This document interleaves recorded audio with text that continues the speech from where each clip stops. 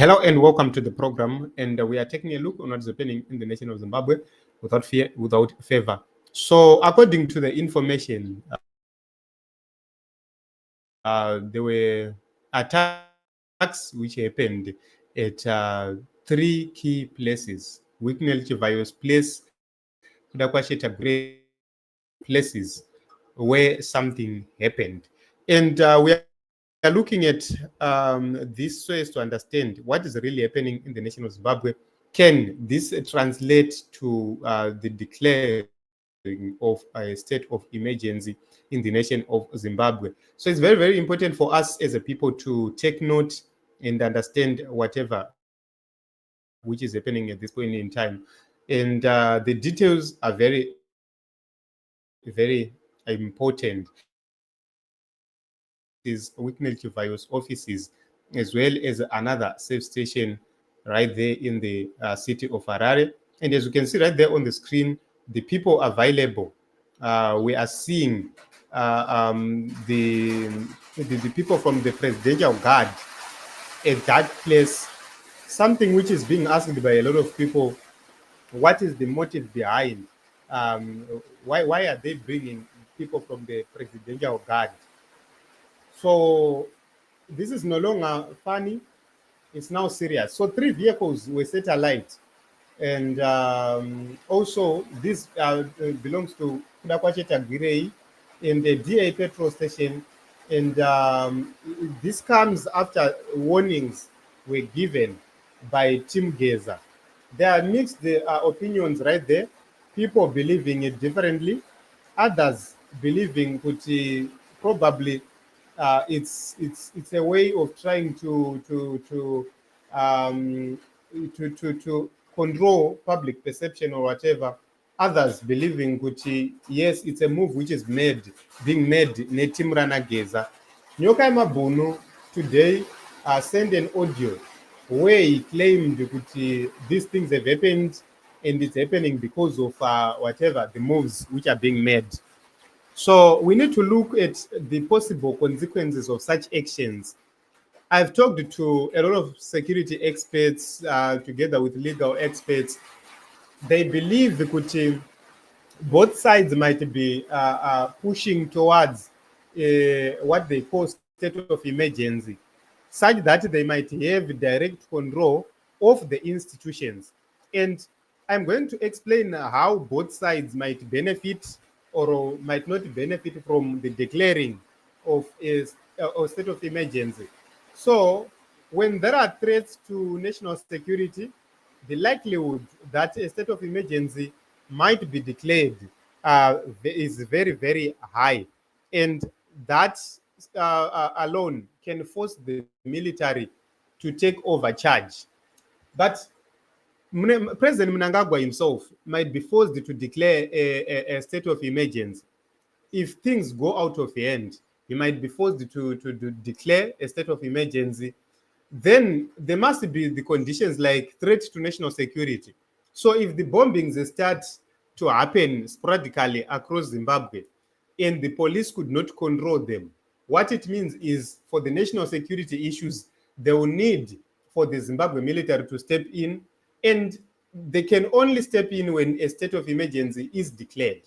So what it means is there's a likelihood that that would freeze the civilian rule in the nation of Zimbabwe, with Mnangagwa only remaining as the principal government leader, neutralizing all other people around Mnangagwa, that is ministers. They might end up being neutralized, the military taking decisions without consulting anybody, because the constitution won't be functional by then. So what are the threats? For example, if a military coup or an attempted coup happens, if we have armed insurgencies or a rebellion. So in this case, if we see these bombings continuing or becoming more deadly, that is another condition which might happen. So another issue is that if there is a civil unrest, for example, people get into the streets on March 31 and there is a general civil unrest across Zimbabwe, there is a likelihood that you are going to see also a state of emergency being declared. and that would give the military more power and control over things. So both sides, the team yana mdarageza, I'm told kuti they prefer a state of emergency more than the normal setup which is there, because the state of emergency would give the military more control, and if they have their own people, then they can dictate what happens next. And I'm told kuti team ya Mnangagwa, in as much as they might consider the declaration of a national emergency, that is the last option they would think of, because they see that as a way where key members of Emmerson Mnangagwa would lose key positions. For example, the Minister of Home Affairs, the Minister of Justice, and all these allies of Emmerson Mnangagwa, they will be left useless. They won't be able to continue with their operations to pursue the 2030 agenda, even in parliament. These people will be redundant. They will be sent home up until the national emergency is over. So what it means generally is it's only Emmerson who will be existing. It's only Emmerson who will be in the picture. And if he does not have direct influence over the military, then you will be in trouble. You'll be facing a lot of problems. So the implications, it means we are going to have suspension of constitutional rights. So certain constitutional rights will be suspended, and you are going to have increased military and police presence to enforce order. So you have the restrictions in terms of moving. The people won't be moving around freely. You are going to have also the political activity being frozen, which means this is what it team 2030s. It will be frozen. They won't be able to continue rallying behind and trying to outmaneuver each other. That is the reason why I said this will be the last option for Team ED, because they will lose control. And also, there will be something which is very, very important and deadly. The media will be censored, and there is a likelihood of internet being shut down. So, Mnangagwa, yes, you will have sweeping powers over everybody else, but not 100%, because the military will be in charge of key issues and activities. So what it means is at this point in time, we will see the next move and what is the motive. The most important thing is to know that this scene, as you can see right there on the picture, it's being attended by the military police. And a lot of questions are being asked to say, okay, Chivhayo's place was attacked, a vehicle was burned down, but what is the military police doing at that place? Why is the military police involved? Why are they not using, for example, why are they not using, it's not the military police per se, it's the presidential guard, which is right there. And that is raising a lot of questions to say, why does the presidential guard attend these scenes? Why?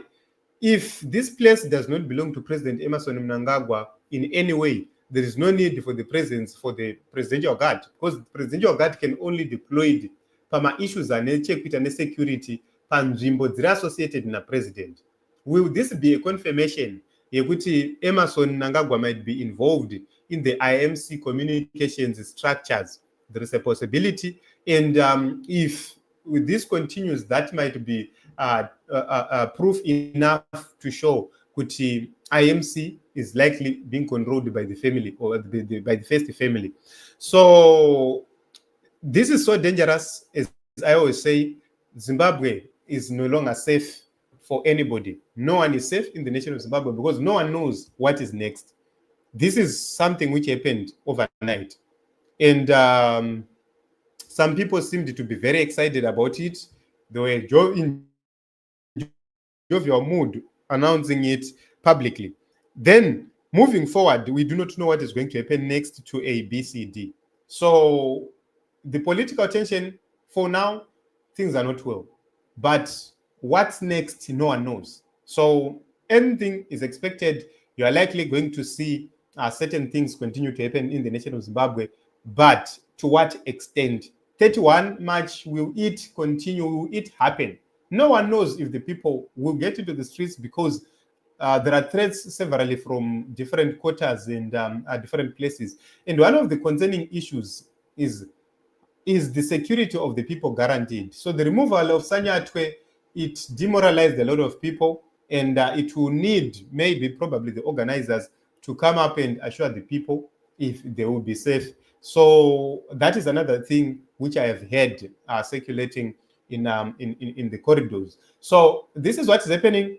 3 places were attacked last night. No one knows the motive behind, but suspicion is that probably it's Team Geza, or is the other team trying by all means possible to use these attacks as a way to page others. So it is what it is, Team Zimbabwe. And in conclusion, what I can say is a state of emergency will likely benefit those with military support more than those without. And in a state of emergency, it's very, very easy to remove a president because military step in full charge and in full control of everything. So other state institutions like the CIO and the police, they will now be reporting directly to the military structures. So given that situation or that position, what it means is the military will have more influence. If President Mnangagwa does have more influence, he will win. If he doesn't have more influence, whoever with more influence will win. So I hope and believe, Guti, that will be the last thing you will have to declare in the nation of Zimbabwe because of the imbalance in terms of power.